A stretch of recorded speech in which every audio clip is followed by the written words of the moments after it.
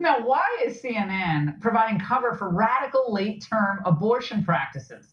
In a piece published in their CNN Health section, that's rich, Arthur Jessica Ravitz interviews two OBGYNs, one of whom describes pro-lifers as anti-abortion extremists. Ravitz's conclusion in the end is, quote, misleading hypotheticals show disregard and contempt for people who've had an abortion later in pregnancy. People who've had abortions deserve empathy and understanding, not judgment.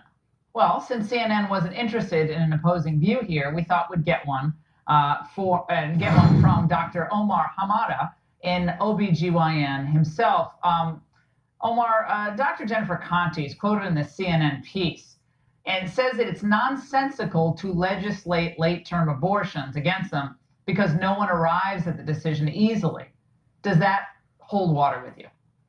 Well, certainly no one arrives at a decision easily, but it being nonsensical to legislate later-term abortions is crazy because what we're doing is actually trying to protect the lives of both the moms and the babies.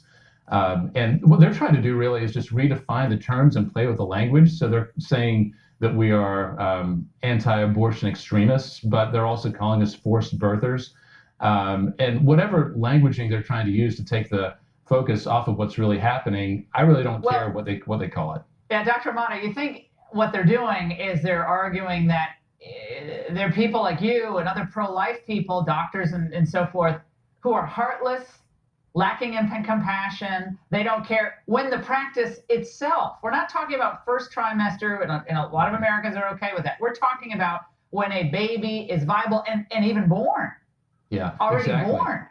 Exactly, and we care deeply about these moms, but we also care deeply about these babies. I mean, how can somebody look in the face of a baby and essentially kill it? And they're able to do that psychologically, I think, because they're doing it before the baby's actually out of the mom, so they're not seeing what they're actually doing. But it's just minutes away from being born. I mean, those babies can exist and live without any problem outside of the mom. Well, a lot of women have had emergency C-sections, and it's like a month before their due date, and the baby's fine. I've met kids that are born 3 months premature. They're incredible people. They're people. They're human beings. This is what Dr. Barbara Levy, another OBGYN, quoted in this piece.